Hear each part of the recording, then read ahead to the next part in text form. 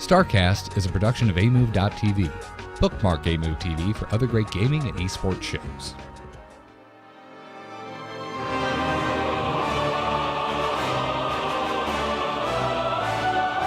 Hell, it's about damn time for StarCast. Incoming transmission. Biscuit.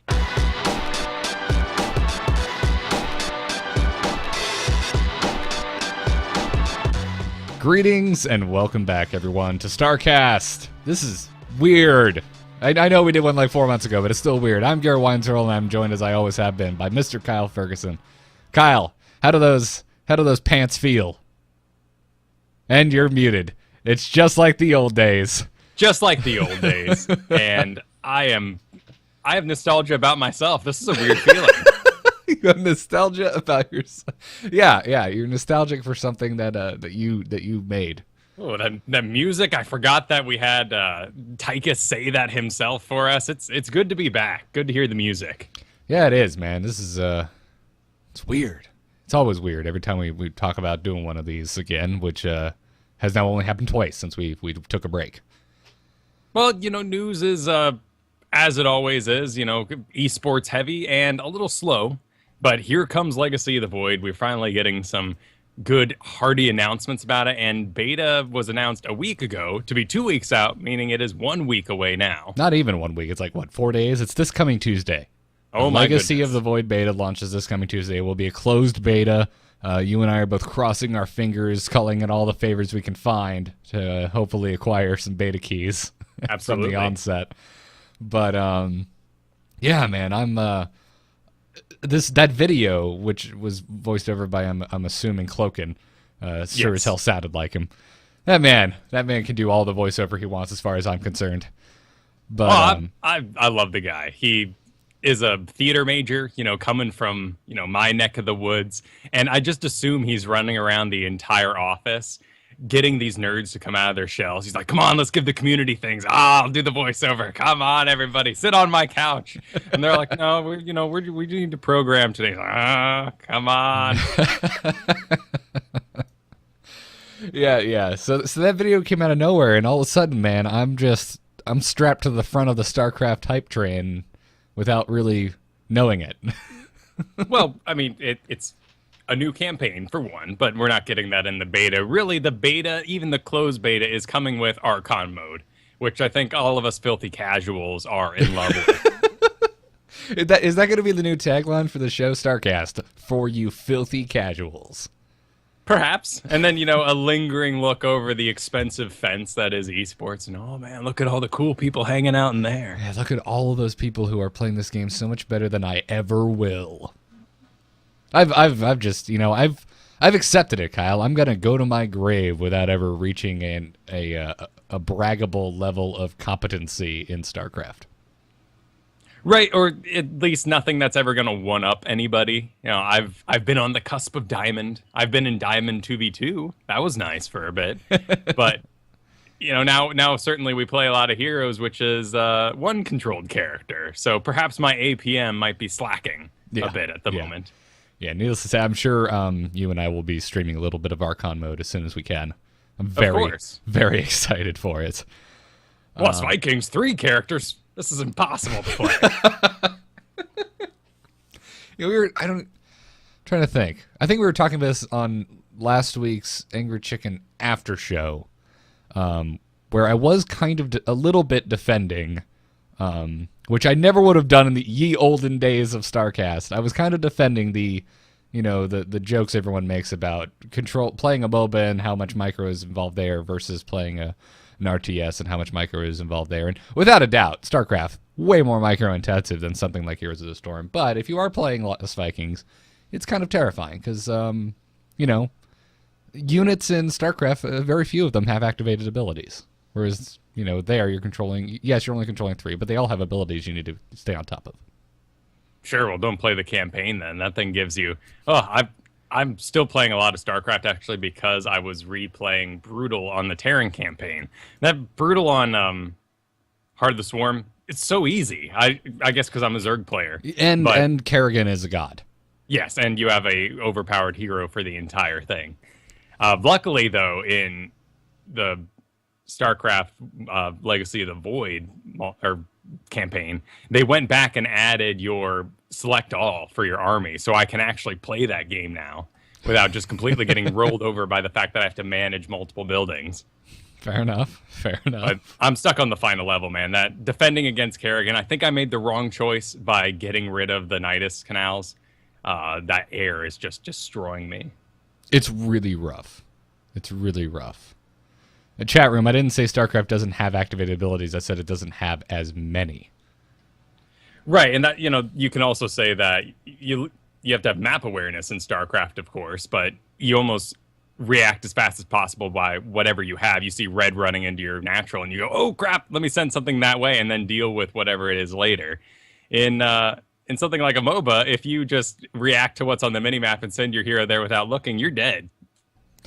So there's a balance to play. There is.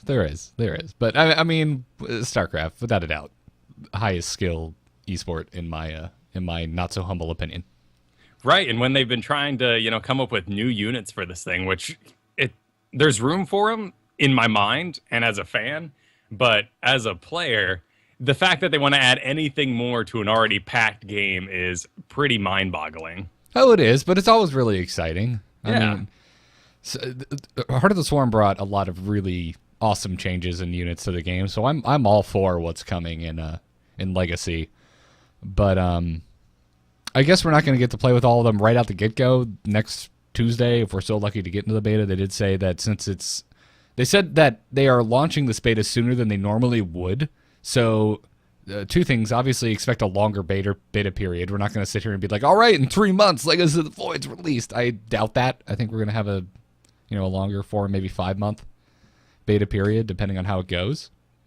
Yeah, I've been predicting June for quite a while just because there's a big hole there that I would love to see filled, particularly because, summer, blockbuster kind of atmosphere. But I think Blizzard in general has opened up to what the community can bring to the game.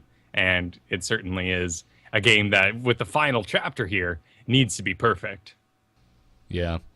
And then the other thing that they said, expect a bit of a rocky start to the beta. All of the units and features are not going to be in it from the get-go. Sure. The unit thing is the thing that surprises me the most. I'm surprised we're jumping in the beta and not going to have all the units available. Granted, they haven't said which ones are going to be missing. Well, in particular, they have the Terran unit, which they basically said the Herc is out at the moment, and we want your feedback as to what you want. Yeah, which is really interesting. Like, it's kind of I'm not sure how to take that. Like, I'm not sure if that's an awesome thing or seems like a lazy thing. I'm in the middle of the seesaw, not sure which side I want to be on. I don't think it's lazy at all. In fact, I think it's exhausting for them. I'm assuming Cloakin actually had to tie little strings around all of David Kibb's fingers to make him type that particular post. That's the most wonderful visual you've given me of a Blizzard dev. It just has to be exhausting. You work that long on a game, and then finally, you have to just open up and say, all right, maybe we don't really know what would fit best in this hole, and the Herc really wasn't filling it. Oh, things worked out so well with the Warhound. So yeah, that was a bit disappointing to get that far. But I'm frankly a little surprised to see the Cyclone in there. But things like that are going to lead to a rocky start. Anything that is so easily usable and has exact counters are just going to sit in an odd place until people go, oh, I have to rush it, or whatever it may be. Yeah, no, you're absolutely correct. I'm actually really excited for the Cyclone. We're getting way ahead of ourselves on the notes here, but we are. Well, it's an exciting time. Yeah, I don't know. The mechanics of it are really fun. I'll get into that in a bit. But let's talk about what's happened, since the last time we recorded one of these things, which it's been over 4 months now, I think, which is insane because we recorded it right after BlizzCon, and I can't believe it's been that long since BlizzCon already. Time flies. Yeah, it is. And then we're going to have another one this year. I'm sure Legacy of the Void will be out before then, which means the WCS finals at BlizzCon are going to be pretty awesome because we're going to have new stuff to enjoy watching pro players be amazing with. Yeah, if it doesn't come out in June, those finals are going to be complete bonkers. It's going to be like Cyclone mono battles. Exactly. Let's use the new unit and see what happens. So since our last episode, we had a multiplayer update on December 17th, which reduced the mineral count by a third. Yeah, Crazy. so this took 2/3 of the minerals in your base and kept them the same at 1,500, and the rest of them went down by half. Okay. We also had a gas reduction by a quarter. So. Right, and this is all in line with what they talked about in the past. They want more aggressive expansions. Right, which when we get into talking about the changes that are coming in the beta, it's even a further push in that direction. So there's also the 12 starting workers, and they remove some late game upgrades. Right, so if the game goes so long and you only get to the very end and then you go, oh, I'm going battle cruisers for this particular instance, but then I have to waste 3 minutes getting the upgrade for them, really, these are great changes just to keep the game more entertaining. If you're going to roll out with the big guns, they should be ready to go. Yeah. So we mentioned the Herc. It's just gone now. That was the grappling Terran unit that we saw at BlizzCon. Right. During this particular, December 17th update, they were talking like, well, now it requires an armory upgrade and no longer deals splash damage, and it was too effective for its cost, so it costs more now because you're only going to use it in this particular situations, and it only grapples to ground, and they just kept going back and forth on this, and now the Herc's just out. Yeah, it's just gone. So that's I'm kind of disappointed. It looked interesting, man. Like kind of goofy. Like Terran doesn't seem like the kind of guys that would build a robot that has like spelunking gear, but sure, he looked like that box thing from Interstellar. Haven't seen it yet, so I wouldn't know.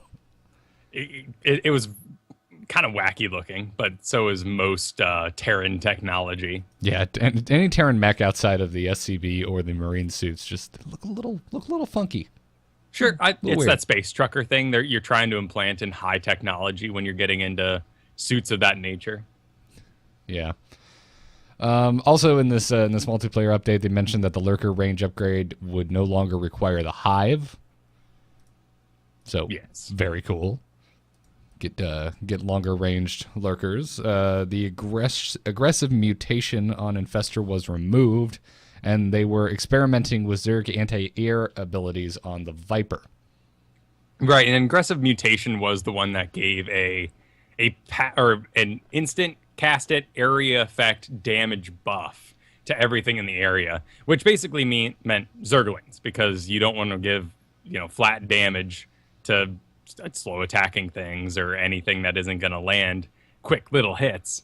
And so they decided, well, all you're going to do is mass Zergling and Fester, and that's not really a viable strategy here, so moving on. And we don't know what that ability has been replaced with at the moment. No, we don't. As far as the Protoss, they've been experimenting with new early game slow-moving unit with phase shifting, which we're going to talk about in just a second. It has actually been revealed.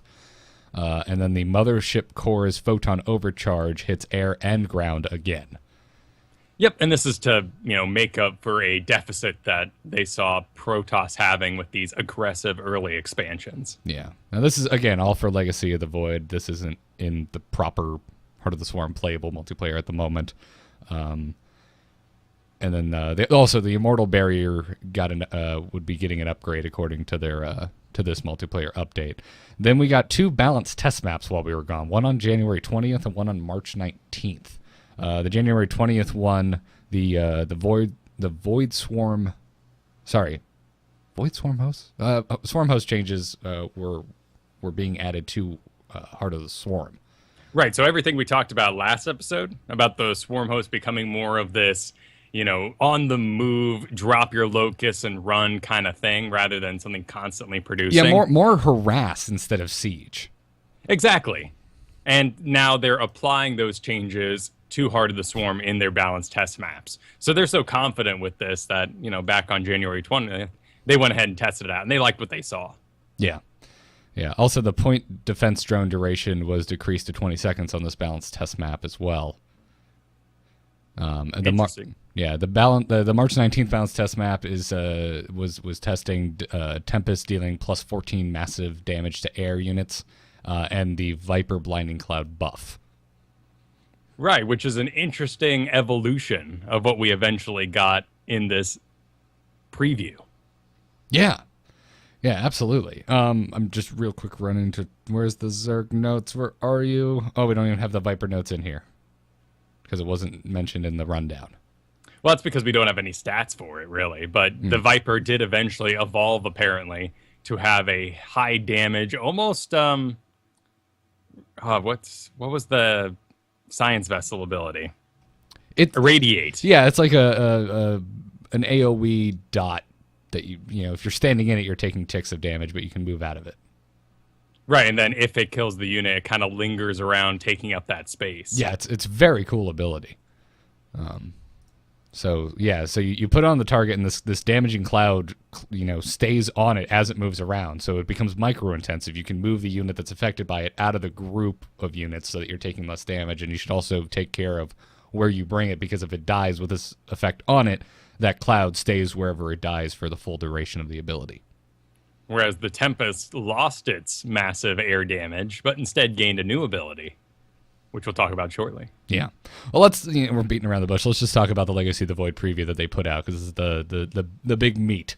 So starting off with the resource changes, again, they're making a huge push towards kind of speeding up the game and making it a little more aggressive, and you're going to hopefully be on each other's doorsteps quicker, so we're going to see a lot more skirmishes. So the big thing is that the number of resources are being altered. Half of the mineral patches are going to have 1,500 minerals, and the other half are going to have 750 now, which is a huge change. Right, even more decreased than what we said happened back on December 17th. Yeah. So half of the nodes are having half of their minerals just taken away. Visually pleasing, I guess. Yeah, so bye-bye. If you're unaware, currently standard expansions have 8 nodes of minerals, and they all have 1,500 minerals on them. Now you're going to have 8 nodes of minerals, but 1,500 on half and 750 on the other half. So right, and if you think about the way this works, it's going to be a very natural progression, because those smaller nodes are going to run out quicker, thereby giving you extra workers that you should then transfer over to your expansion. Yeah, absolutely.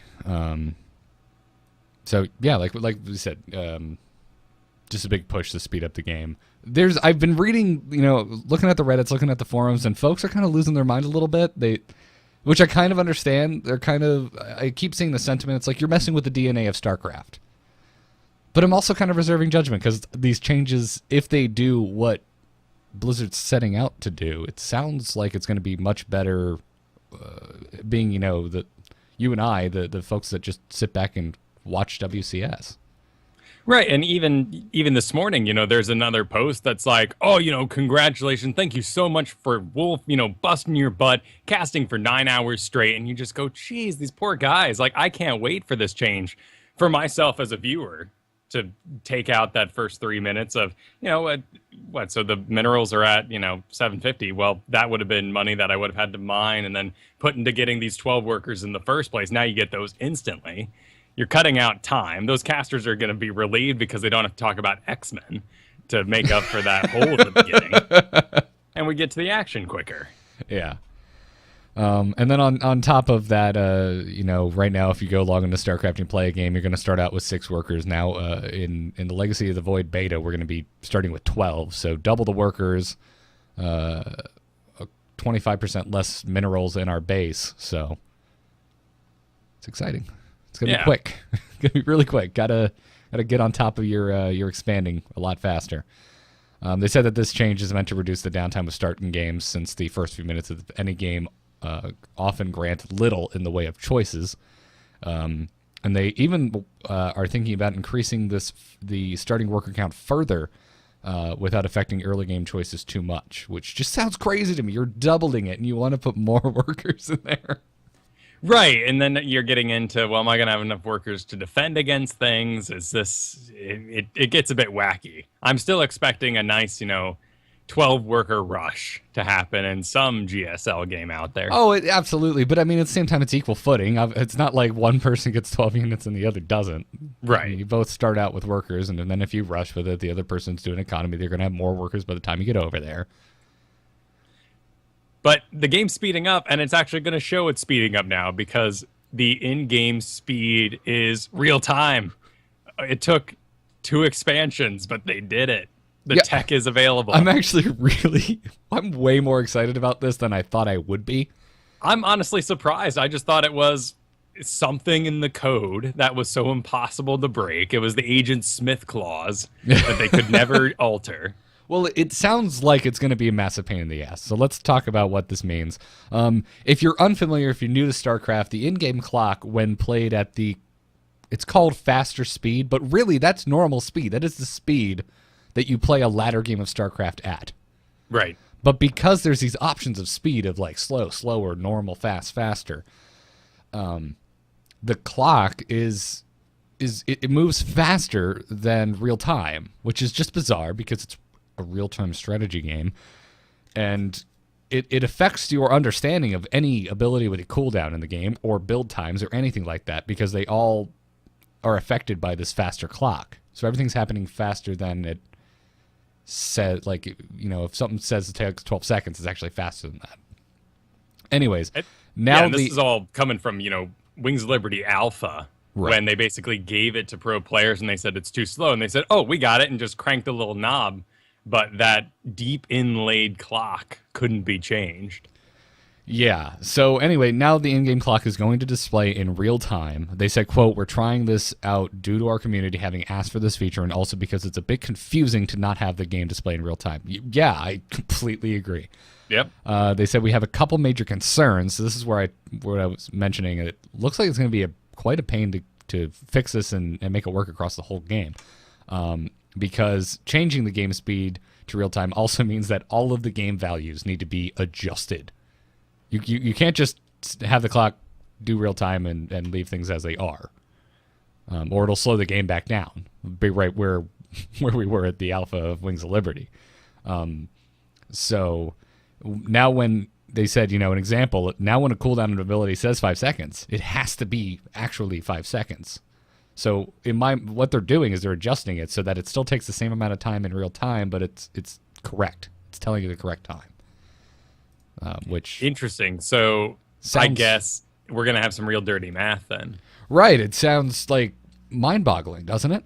We're gonna have all unless they, which I don't see them doing, making it a nice even number for the sake of making it cleaner and actually adjusting the speed. I think they're going to try and keep it the same. We're going to have these weird build times that are like 5 point, a bunch of repeating numbers.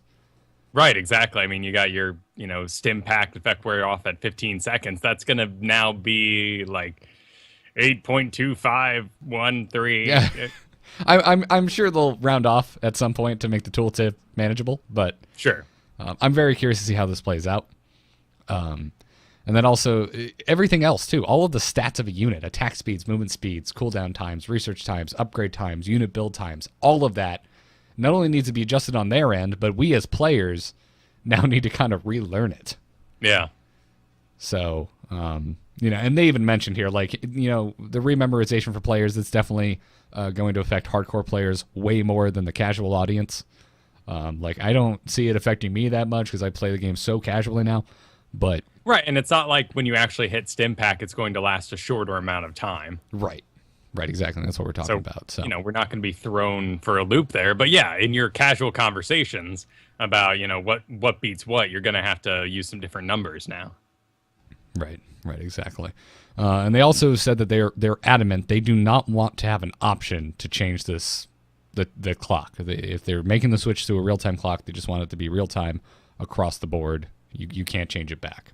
Good. Like the French, edit your dictionary every couple of years. You got to keep it constant. I wasn't aware that was a thing, but good to know. Yeah, they do. Get rid of bad spellings, lingo, slang that's come in. Yeah. They have a tribunal. Yeah. There's also a change to the unit scan range, which is apparently improving the target acquisition of range ground targets, which is something that has been highly requested by players. They are concerned, though. This is one of the reasons the beta is coming out earlier. Is they really want to test this because they said they haven't found any issues internally, but they really, really want to test the crap out of this to see if there's any strange, unexpected behavior that they haven't caught. What's this? It's so all of your range units now, their target acquisition is like it's better. The AI is more intelligent. Oh, interesting. About how it fires and whatnot. Always a good choice. I mean, they actually showed it briefly in the video rundown. If you believe they showed an example with a large group of stalkers moving behind a line of zealots. Oh, that's okay. Yes, and they weren't, piling over each other, pushing one in front of the other, and into range that they otherwise would have been out of range of. Yeah. Yeah. Gotcha. Okay, well, that's great, because if you A-move something, you should expect it to work in an optimal way. I thought for a second this was a part I missed, and they were re-optimizing targets, meaning that once again, like Marines, would only target Banelings that were rolling towards them instead of the Zerglings, and that's a bit of a hassle. Yeah, no. You're taking away too much micro skill there. Omega in the chat room is cracking me up. He hit the nail on the head. Basically, he said, quote, Omega into the chat room, basically it makes the AI less drunk around mines. So, who doesn't want that? Thank you for that. So if this works out, that's a change I'm very excited about. Just hope there isn't some weird thing where it like makes the game too easy or anything. But I can't imagine that'll be the case. So let's get into the units, Kyle. So I'm excited about this. Starting with the Protoss. First of all, one of the big changes coming is the warp-in mechanic. While you're warping in units as a Protoss, they are going to be far more vulnerable while they are in their construction phase. We already are vulnerable, but now even more so. There's basically like a damage bonus for attacking like a warping in Protoss unit. Well, it's the old fly syndrome. The fly syndrome? Yeah, you don't want to be putting a fly in while you're teleporting. Putting a Zergling arm right through the middle of your incorporeal body is going to mess you up. I didn't quite know where you were going with. I thought maybe that was where you're going, but I'm so glad. That'd be a great mechanic if you can get a Zergling right underneath the Zealot. Then when it warps in, it's just sticking out of his stomach, all Total Recall style. It just lays on the ground. Kill me. Yeah. Kill me. God, that is just terrible. They said the DNA couldn't be combined, but I did it. Yeah, so just attack move on top of those warping in dudes, man. That sucks for Legacy of the Void. Finally, our campaign. Aw. Oh, and I'm dead. They're getting some new units. They unlike the Terran, they have not lost a unit. They have actually gained a new unit. The Adept, which looks great, and finally we get a female Protoss unit in our army. Yeah, about time. Yeah, which got me really excited because I remember going through the campaign of StarCraft 2 and seeing the first female Protoss and just thinking the character design was so sweet. I'm like, man, why aren't the Zealots like randomly every you get a random assortment of male and female? That'd be so awesome. But anyways, the Adept, it's going to be a core gateway unit, which blows my mind when you find out what this thing can do. It's a ground-only ranged attack unit, so not going to be completely replacing your stalkers. You're still going to need to make those to defend against any type of flying harassers. But its ability sounds so cool and so micro-intensive. I can't wait to see this thing in a pro game. It's called Psionic Transfer, and what it does is that it sends out a copy of the Adept that is controlled independently of the Adept, but it can attack or be attacked. All you can do is move it around. But after a fixed duration, the Adept then just teleports to wherever that copy is. Which just blows my mind. It's a cool ability. I mean, you ghost out of yourself this astral project. Meanwhile, your body is left vulnerable back home. It's almost the exact opposite of the Witch Doctor Spirit Walk. Yeah, so you can be killed, while your corporeal body sits back you're not there. Completely vulnerable. I mean, you can still attack. You use the Adept like you normally would, but then you also have the second version of it that you have to control and move around wherever you want it to go. Which is going to be your eventual blink location. Yeah. Which is just so cool. Like, again, I feel like I'm going to be just complete trash with this unit. But I can't wait to watch someone who knows what they're doing play it. Yeah. I love the shield on it too. It really harkens back to what the Zealot was going to. I think it was like a Guardian unit they were originally going to add for the core the gateways. So Yeah, I'm looking forward to this. it's a really nice looking unit design. I like it. It's probably the one I'm most excited for, and I'm not a Protoss player. It is my worst race by far. I hardly ever touch it.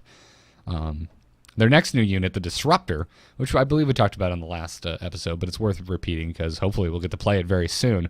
It's a light mechanical unit that is built from the robotics facility, and its whole shtick is its ability Purification Nova.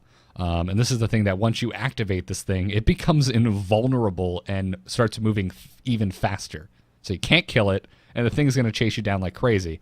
After 4 seconds, it that invulnerability and movement speed ends, and it just deals this massive explosion AoE damage in a circle around it, and immediately becomes vulnerable again.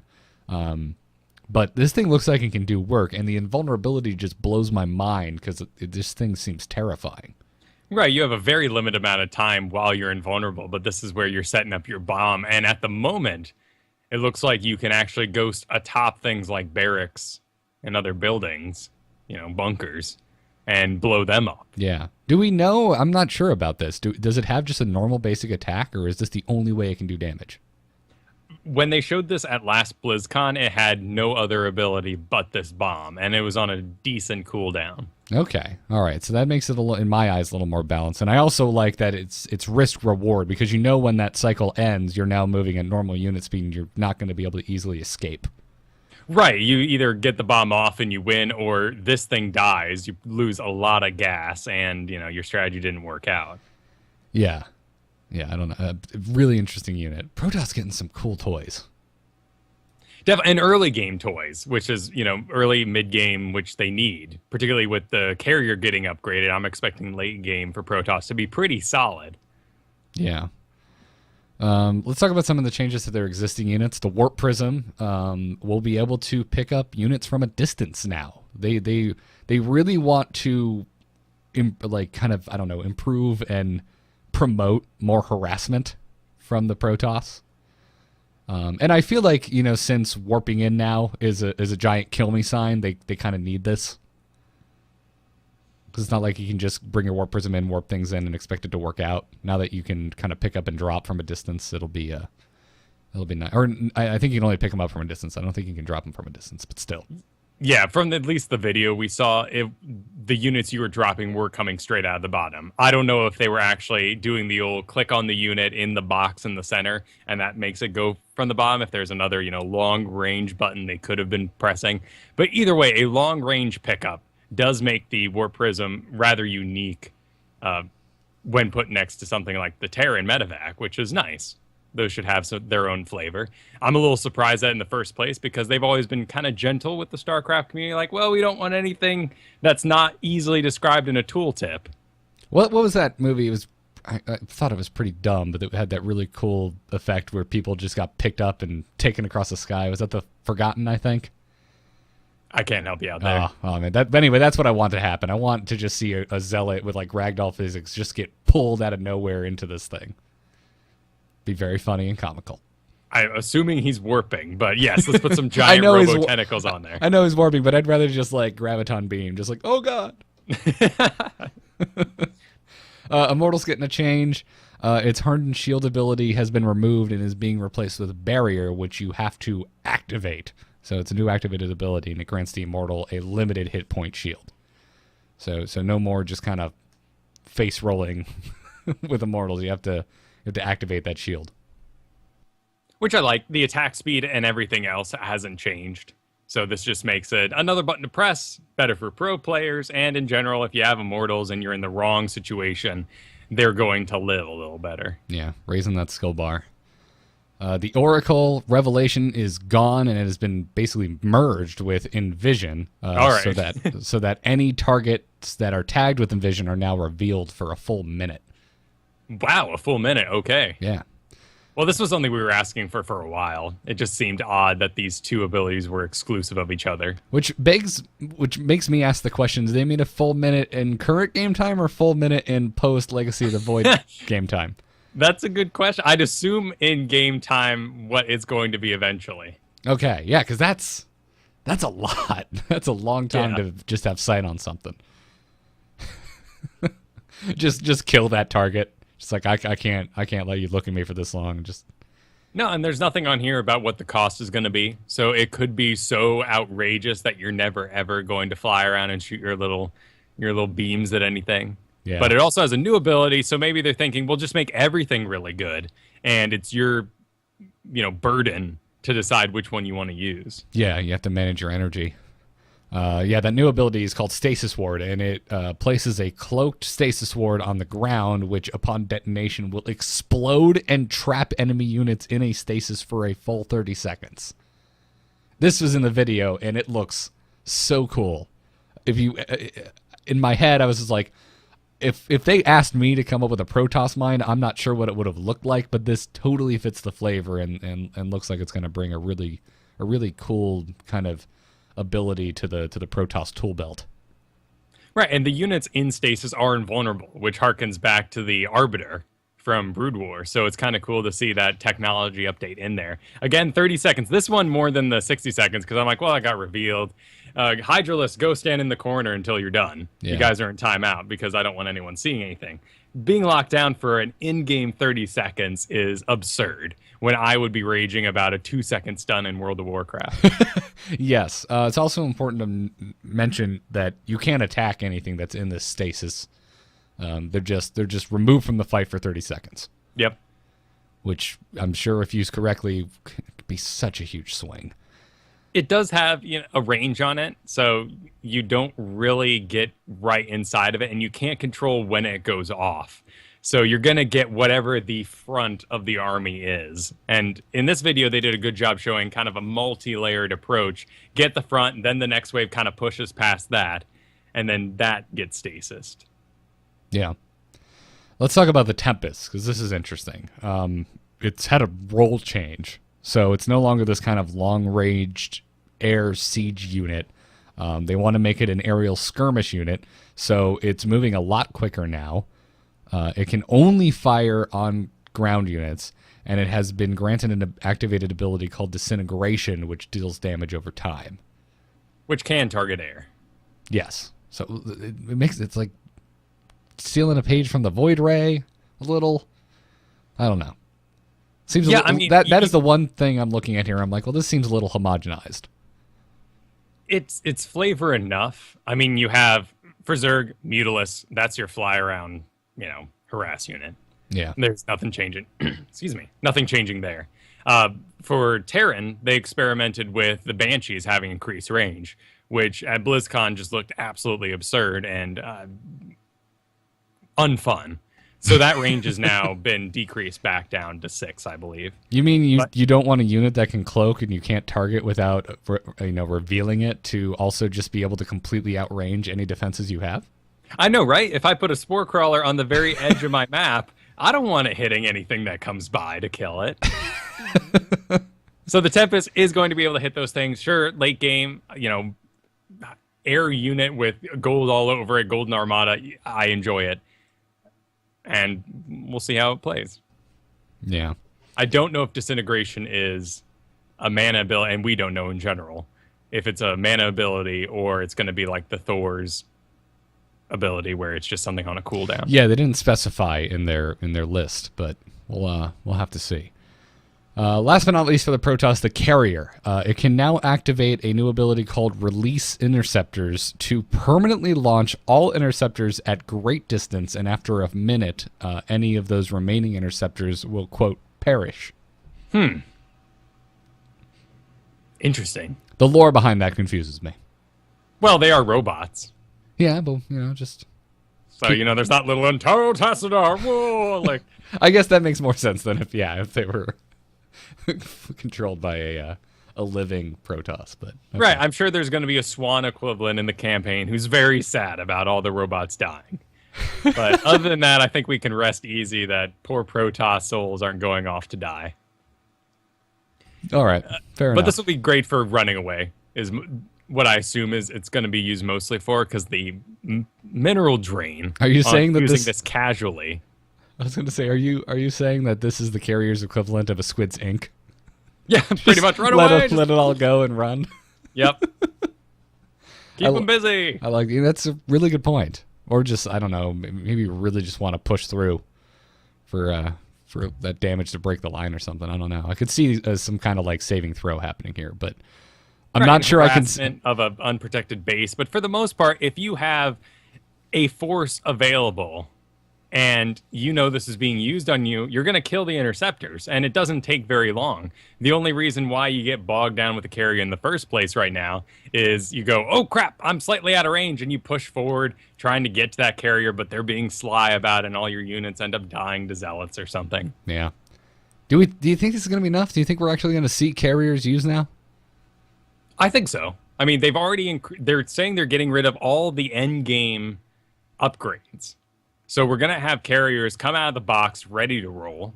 They're going to have great interceptors. They're going to be able to use them at range like they did in Brood War, which is really one of the big things keeping them down. And this is just icing on the cake.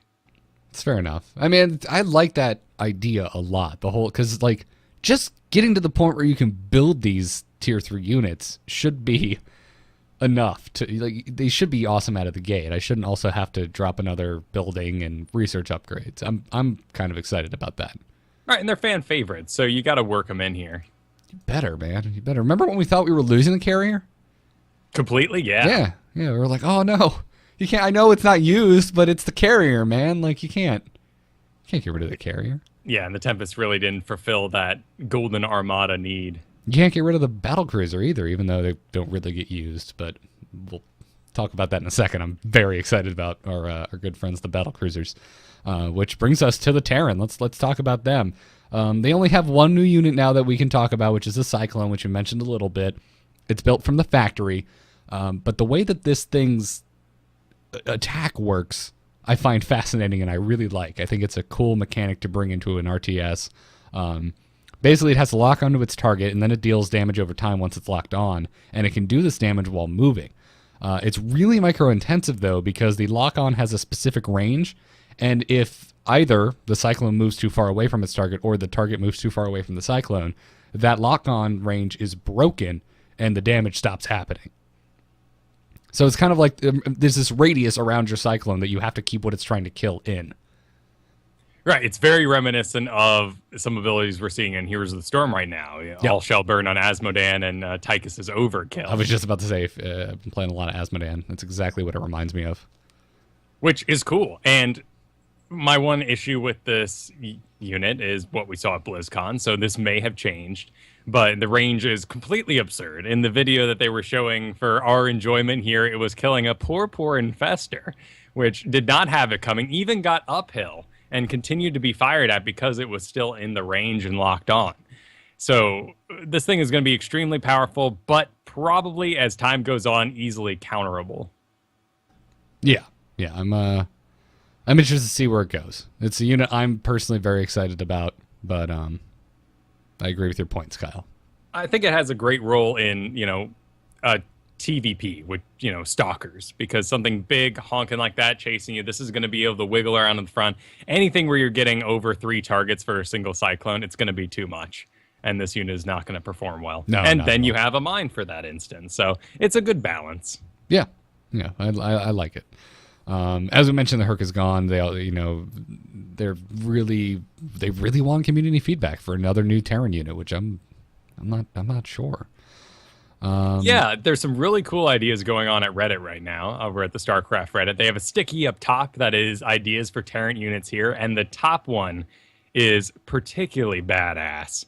It is a moving mech that unfolds his arms into a wall. The wall does shock damage, about 6 damage. It's real low, but it gives lots of flavor and really kind of sets up cool bases out in the field for the Terran. Almost, like a mobile open air bunker. You know what it should be? It should be chest high walls, and you can load your Marines behind it and start playing a game of Gears of War. There you go. Oh, man. Awesome. That's really cool. Go check that out, everyone. The existing units that are getting changes for the Terran, the Battlecruiser, it now has an ability called Tactical Jump, which allows it to teleport anywhere on the map with no sight required. Apparently, though, it's going to have a super high energy cost, but I don't care, man. I can't wait to be in our 2v2s and you be in, like, the base, and it's like, dude, I need more. I just need a little push. And I'm just like, 1 second, I'm coming with the cavalry, and just all these battle cruisers just poured in and start raining hell on the base. I can't wait to do that.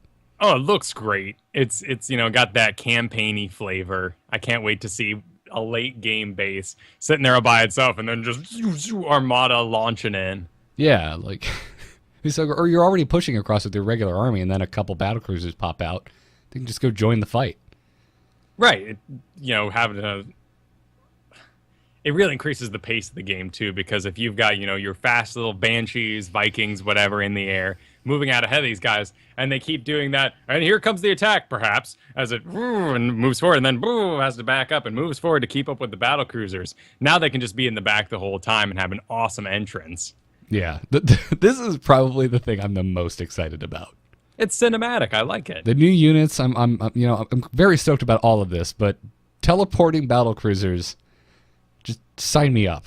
Please, No, this please. is the kind of things I want to see in a game that's made to watch. Like, the other things I'm still requesting is, like, when the Zerglings run at the Marines, they pick them up on their gun swords and kind of,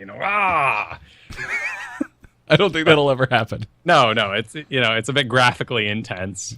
I'm sure the AI would get locked down, and then, haha, my Zerglings that are stuck on your guns, now they can kill all the Marines. Yeah, I don't think There'd be some issues. That would be a problem. But I really hope this makes it through to the live game. This is the one thing where I'm just like, oh, I hope this makes it, but I worry that it's like the Ultralisk charge. It's just too awesome to survive. They toyed with this back in Heart of the Swarm. If they're bringing it up now, 2 weeks before closed beta, it's going to at least make it in there, and we'll get to play with it. Right. The siege tank's having a minor change as well, which I believe we talked about last episode. It can now be picked up by a medevac in siege mode, but it will require the full cargo space of the medevac. Cool. Yeah. It sits on the bottom like a Thor. Dropping sieged tanks. So excited. It's an extra step that they're getting rid of. Sure, it's going to increase the power of Terran. My one issue with this is that you now have uses for medevacs in mech, which you always had for positional purposes. But then if you were to add Marines to it, then the medevac's healing them. So something like this really begs for, once again, the split between a dropship and a medic. Yeah. I'm stoked to see the micro, the pick up and drop, the pick up and drop, the pick up and drop. Like, of course, like aggressive chasing tanks. It's going to be ridiculous. It's going to be so cool. Let's talk about the Zerg. They're getting some new units. First up is everyone saw this coming. The Lurker. It's finally coming. We're finally getting it. It'll be a tier 2 unit that morphs from the Hydralisks. So you're going to have to make your Hydralisk and you're going to have to transform them into a Lurker. But yep. As you always had to back in Brood War. Shows you how much Zerg I played in Brood War. Fair enough. These mysterious lurkers coming from nowhere. Where's all his Hydralisks now? Had to kill him for supply. Works pretty much as you would expect they would. Deals line-based splash damage while burrowed. The range is incredible. According to Cloakin's voiceover, it outranges all existing base defenses. Sweet. So that's pretty great. And it will have a tier 3 attack range upgrade that it can research, which I can't, because I'm pretty sure when they said it, outranges all of the existing base defenses, that meant the out of the box lurker. So how absurdly long is the range after you get this upgrade? Right. Well, you're dealing then with siege tanks and other sorts of things like that. That is only base defenses like photon cannons, bunkers, that sort of thing. Gotcha. But these things are made of paper. They are cloaked underground, but, if you get sight on them, they will be destroyed by 3 Marines standing apart. Well, as they should with how much damage these things do. Yeah. It's a lot of damage. Well, and they're coming from Hydralisk, so, expect paper anyway. From paper born, from paper you shall stay. Let's talk about the Ravager, which is morphed from the Roach. Which I'm stoked about the Roach getting a morph. I think the Roach is probably one of my favorite unit designs in the game, and the Ravager looks like a really good natural evolution of the unit. It's a great hold to fill. Yeah. You have a bunch of Roaches sitting around. Sure, you might have gotten them in emergency because here comes the push, and now you're sitting with high supply, useless things as you try to tech up. Yeah, yeah. The cool thing about these guys, though, is their corrosive bile ability. It's basically a mortar attack that lands in an area of effect and does damage, does splash damage. But the important thing here, and the really cool thing, is that it destroys force fields. Right, and I can't wait for really predictable force fields to be countered instantly. This does have a cast time. It's pretty long, so you'll go through about half the duration of a force field. But if you're running up a ramp and you know you're going to get force field, it's going to have some cool effects. Yeah, absolutely. Also, it also hits air units in the area as well as ground. So right, but you do have to target it. It flies up into the air, Starship Troopers bug style, and then comes all the way back down. So if you get an air unit with this, congratulations, achievement unlocked. Yeah, very impressive, especially if it's a Phoenix. Yeah, wiggling around, just happens to get back in the way. Be the most happy accident ever. Some of the existing units are getting changes for the Zerg as well. The Corruptor is its corruption ability is going away. It's been replaced with Caustic Spray, which, if you watch the video, is the channeled ability. It basically looks like the Corruptors are like projectile vomiting. Yeah, which I'm pretty sure I love. It was a little comical at first, but I'm just kind of like, no, I like it. It's disgusting and it's very Zergy. This is an evolution of an ability that was shown at BlizzCon back before Heart of the Swarm, where you would actually kind of channel and eat other buildings as your Corruptor. Basically, it was to kind of make up the money that you lost having these Corruptors in the first place. Yeah. So now they can attack buildings, which is, pretty cool if you win the air battle and you're stuck with a bunch of them. Yeah. Important to note, they aren't going to be able to move, though, while they're using Caustic Spray. So be careful. Cyclones, they are not. But it does stack up pretty well. So if you have a good group of these, you will burn through a Nexus relatively fast. Granted, it's endgame. Anything can burn through a Nexus if it tries. Yeah. So Zerg get their Void Rays, and everyone's happy. The Swarm Host is... again, like we mentioned at the top of the show, really moving towards a harass unit. So Spawn Locust can now be used while unburrowed, but it must be activated manually and has a significantly longer cooldown. The Locusts themselves have been buffed and are going to be able to fly over terrain. They're not going to be able to attack while flying, though, but they're going to be able to move kind of like Reapers do. So they'll be able to move up cliffs and whatnot. That's an upgrade. So you do have to pay for them to get their little wings. Mm-hmm. But they do have to land on the ground again to engage. Also, unlike Reapers, they can fly across gaps, right? Yes. Okay.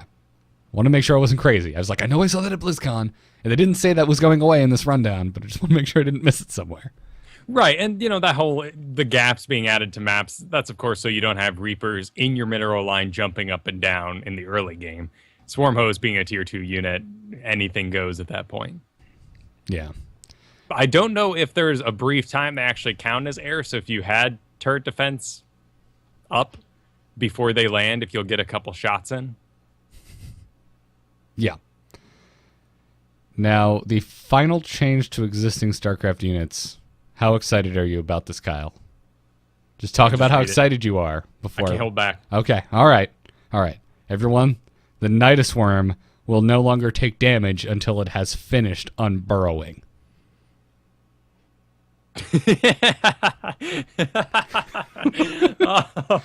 Oh, I love it. That just moment of laughter is what Kyle will be doing every single time he unburrows a Nidus. Now, granted, if the thing gets surrounded, you're sending units to their death, and you're not going to be able to pump out anything too quickly. Right. But the fact that it can't be countered with workers now means the world to me. Right. I mean, imagine, though, it's surrounded by anything that's a light unit, and you have Banelings loaded into it. That's true. That will be kind of beautiful. That does clean up. And I'm really excited to see them battle cruisers teleporting in over the Nidus Worm. Like, I'm gonna be terrified by a Nidus. I'm gonna always put my Marauders at the front of the line now, just in case there's Banelings coming out of it. Yeah. So it's gonna be that's a change I'm excited for. I also play Zerg, really looking forward to that. Yeah. Because Nidus is not really something I ever mess with as a casual Zerg player.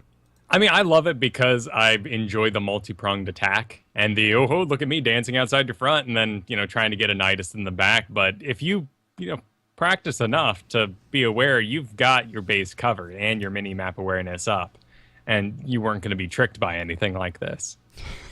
Yeah. Maybe you set up some convenient transportation ways, but are they really that convenient? It takes less energy to just click across the map. These things, you load them up, you spit them out, and then the next spawns all load up, and then you have to spit those out, and you might get stuck with half of your army inside the Nidus worm. So the thing wasn't delivering. It was very micro-intensive. And also, Kyle, I'm calling you out. You sat there and you tried to make it seem like you had all these strategic reasons for using Niduses all the time. Folks, Kyle really just does it for the theatrics. Well, it's cool. Loves hearing that scream. It's the same reason why I burrow my Ultralisk, so that when people walk atop them, they go "Woo!" out of the ground.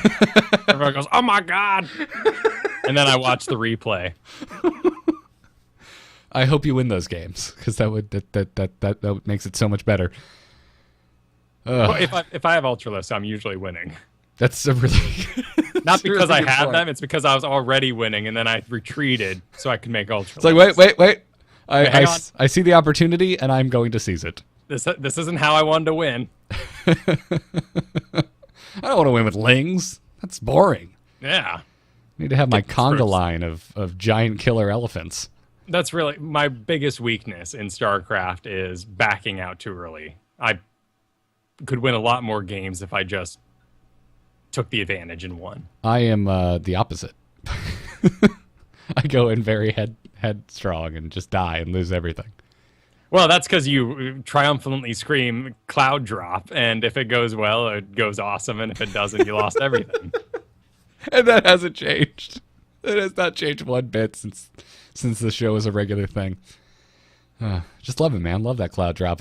When they gave emergency thrusters to medevac, that was just it. I no longer had to try any new strategies for Terran. Like, it's like, oh, wait, if this doesn't go bad, I still have a chance of surviving? Cloud drop! Yeah, I know it's not happening, but keep the emergency thrusters. I'd like to see that unit split in half again. Medic, dropship. That could be cool. That could be cool, but I don't know. I like it as is. Well, you're a Terran player. Yeah. And your Nidus is getting a Yeah, sizable buff, so We're all getting some love. it'd be great if the Nidus also spit out like healing loogies on all of the exiting Zerg units. Oh. So it could be the equivalent of a medevac drop. Everyone's just so gooey. You're passively generating anyway. I'm not going to ask for that. Before we I got auto heal Mutalisk last expansion. I'm fine. Before we end the show with an email, I just do want to give a shout out to Carbot's recent Archon mode animation, which is just wonderful. Everyone should go check it out. Right. Really hitting the tone that we all know is going to happen. Everyone's controlling the same units. It really highlighted that when Archon mode comes out, we're going to have to talk about who's in control of what, so we don't micro things back and forth. But Archon mode is said to be coming with the beta, which I am very excited about. Makes me hope that the closed beta is going to be a little larger than perhaps we're thinking, because we are going to have this, 2v2 support in there already that they'll want to test. And, the pro players don't even play the campaigns. I doubt they're going to spend any time with Archon mode. Right. Yeah, but folks like us, like you and me, normal human beings that aren't the Super Saiyans of the game, are gonna totally play the hell out of Archon mode. Oh yeah, it's gonna make things awesome. Is basically what it is. All those cool moments that you can only pull because you're winning completely and you don't have to manage your base in the background. Now those can happen out in the field all the time. It'll be great. We can go into Battle Kyle as like one unified Zerg swarm, and it'll be like the end of the first, A New Hope. It'll be, red team and yellow team. We can have two teams of Mutalisks going in. I love it. It'll be great. Red 5 standing by. And Porkins. Yeah, of course, Porkins. There's that one Mutalist that just didn't want to work out. And that guy who goes, yeah! Anyways, go to youtube.com/Carbot Animations for all kinds of wonderful StarCraft shorts. I love it. Love it. Well done, Carbot. We actually do have a new email for this hastily announced show. which makes me happy. If you ever want to write in the StarCast, the email to do is starcastshow@gmail.com. And our email today comes to us from listener Omega, who I believe is in the chat room, who says, "Greetings, APM heroes." We are not. That is not us. Ever since Blizzard put out the call for ideas in the closed beta videos, there have been many suggestions for a new Terran unit. Do you guys have a favorite unit idea or any to add to the pile? Well, we mentioned the top suggestion over on the StarCraft subreddit. I would like to see them look to some of the absurd things we had in the Wings of Liberty campaign. Like, why can't I get like a ghost upgrade that gives me a Spectre? That'd be pretty neat. Yeah, like a ghost that can take more hits and maybe put out a little more damage. It's hard to... The problem with Terran is they're so dependent on a composition in the first place that it's hard to add anything in there. So, you know, as a Terran player, or at least, former Terran player, is there any holes that you feel that have just been, kind of blatant since Heart of the Swarm came out? Sorry, repeat that? Are there any holes in the composition that you get together what should be a nice, MMM composition, and then you kind of go, there's something missing here? Not really. Not since the Hellions got their melee form, because I was like, well, Firebat would make sense, but then we got that, so it's like, I don't really know. Yeah. Which I think does kind of leave, what they were trying to do with the Herc, this hole for a transitional tier 1, tier 2 barracks unit. I mean, that's where my brain kind of goes, is some type of big mech, because I don't know, like, because they're also, I'm not a balance designer, so my brain just goes to other things from sci-fi that I'd like, that makes sense for the Terran to have, and I just think of the knife fighting mech at the end of Avatar. And it kind of seemed like what the Herc was almost going towards, minus the weird harpoon that just seemed kind of goofy for Terran. But I'm not sure. Like their actual Marine units and Ghosts and Reapers, they seem to have really nailed that. I'm not sure what they would do. I'm not sure what adding an on foot ground medic, how that would affect the game, since medevacs already heal. Like that's right. Kind of where, like, well, how would that? I think it would just make their early game far too strong. Oh, giving them a early game healer, a really early game healer, yeah. Yeah, you would have to adjust all the units that are kind of currently sitting in the game, and then Stimpack would become more powerful in those early moments. So it's not the perfect fix. My problem really with the medevac is that you can easily later on, with medevacs you already have, switch back into bio, and that's a bit of an issue. Yeah. But, you should be able to tech switch. And tech switching as Terran is the biggest issue, because you have production buildings that can't be destroyed or replaced. Maybe like a no ability reconstruct? That's what I'm thinking. You send the SCV back over to the barracks and just tell it to turn it into a factory, and it has a quicker construction time and takes less resources and gas? It would be absolutely wacky and isn't a unit at all. But if you could do a flying command center could mine a single mineral patch. Flying a single mineral patch? Just like lift the whole thing up. Planet Cracker style. So you mean a full base, not just a... No, yeah, an actual command center flying over a single mineral, and the mineral patch just slowly gets raised up. And then you get the whole thing. That actually would be really cool. I was thinking like it just kind of sits there and like, how is that different than having it landed? But that would be cool. Or have or have little mini bases that look like little refineries or something. That they almost look like flying supply depots, and they hover over each mineral patch, because Terran really need a faster way to get minerals. Right. I mean, in Warcraft 3, you do have a precedent for that sort of idea. You had the miniature fortresses you could buy from the Goblin workshops, which cost you more, but instantly built, about 5 seconds long, but instantly built you an expansion. So why wouldn't Terran, have an outpost they could build, and that would get rid of the mass mule problem, perhaps. Yeah, but then it kind of causes a new problem where you need to be able to hit air to kill their expansion. Right, I'm not thinking these things are in the air anymore, but chat room says science vessel. I think it's not a bad idea. I think EMP is an extremely important ability, and getting ghosts is really hard when you're teching for everything else and that much gas. Having the Raven have the EMP would help out a lot. Yeah, just being able to repair mechs on the field, not having to use an SCV, and having the added bonus of it being flying would be a huge boost to late game Terran. Yeah.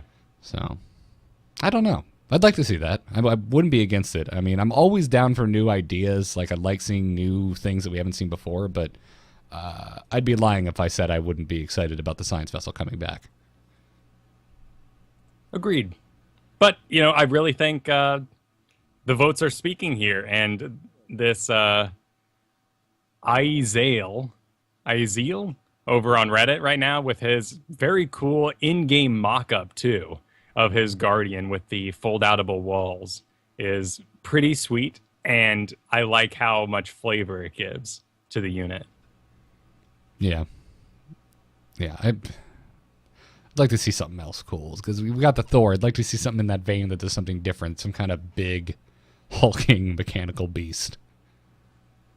Yeah, I agree. Something that speaks to, everything Terran's been through, having to fight both the Protoss, the Zerg, which are beasts anyway, and now the Xel'Naga. It'd be cool for them to, the Predator in the campaign was pretty ridiculous. This Robo-Cat that put shockwaves out. And I think it was even up against the Hercules in your Choose a Tech, which was that massive dropship that won you like half the campaign missions, particularly the ones where you had to expand and move around a lot. But, some sort of like a Robo-Rhino. Ooh. Just don't make it look like the Rhino from Spider-Man. No, that was pretty silly, but those new movies are silly in the first place. It's old tongue-in-cheek Spider-Man. And we no longer have to worry about non-Marvel Spider-Man movies. Oh boy. Very excited. So that brings us to the end of this episode, Kyle. Yeah. Yeah. Felt good. Got back in. Nice warm sweater. Put it back on. It was nice. Exactly. Much like after our last episode, not really sure when we'll be doing another one. I imagine if we get into the beta, probably sooner rather than later. Sure, that does happen next Tuesday, as you said. So hopefully we'll be talking to you soon again. Yeah, absolutely. And last episode, we put a call out. I'd love to hear people's thoughts on what you think a slightly more regular StarCast would be, how regular you would like it. Because what we don't want to do, we don't want to just be the esports results show. Right. So we really prefer talking about the game, the changes to the game. So in my head, I'm like, well, maybe it becomes a monthly thing. I'm not sure. There's some things that were great for talk radio, and then there's things that tables and graphs are great for. And those are results. That's a really good point. But man, every time we talk about doing another episode of the show, I get very excited. Yeah. So I'm not sure how a weekly one works anymore is the only thing. So send your emails, starcastshow@gmail.com. If you enjoy the show, if you're new to it, just found it, and you're an iTunes listener, please drop us a 5-star review if you really like the show, because it helps the show find new listeners. We actually got 2 since our last episode, so thanks to Poppin' Floss and VO Quasar. Oh, Quasar. Oh. Bringing me really far back with that VO in front of your name. That's awesome. So Poppin' Floss wants us to, quote, continue the legacy. So thank you for your reviews, guys. We really appreciate those. Check out amove.tv for the other shows. Kyle and I, if you missed it, we do a regular weekly show about Heroes of the Storm now called Into the Nexus, which you can find over at amove.tv/ITN. Yeah, amove TV for everything Kyle and I do, really. Follow StarCast on Twitter at StarCast Show. Check out BrianGriffithMusic.com for Brian, who made our intro music. And, Kyle, where can folks find you? You can find me at KyleFerguson.com, where I post Dungeons & Dragons articles. You can also find me at Kyle Ferguson, 2 S's in Ferguson, over on Twitter, where I spend the majority of the time talking about Heroes right now. I love when people message me about their ideas and we get to spitball a bit on some strategies in that game. Yeah, it's a lot of fun. You can catch me on Twitter at GarrettArt or over at nomoonart.com for my graphic design portfolio. Check it out. Hope to see you guys real soon for another episode of StarCast. But until then, good luck and have fun. Take care.